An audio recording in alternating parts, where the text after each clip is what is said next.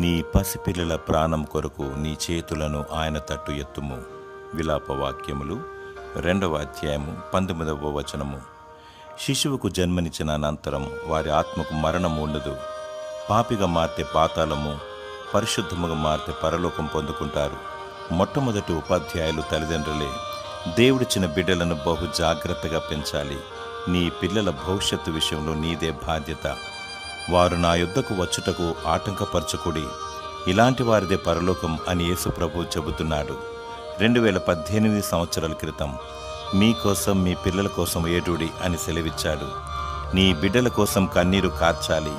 వారి భద్రత, క్షేమము, కాపుదల కొరకు మరియు వారి రక్షణ కొరకు ప్రార్థించాలి, గోజాడాలి. కుటుంబ ఆరాధన, సంఘ సహవాసం, సమాజానికి సహాయం చేయడం అను విషయాలను బాల్యం నుండియే బోధించాలి. వేకువజాముననే లేచి నీ పిల్లల కోసం స్తుతించి ప్రార్థించాలి. దేవుడు నిన్ను నీ కుటుంబాన్ని అత్యధికముగా దీవించునుగాక. ఆమేన్.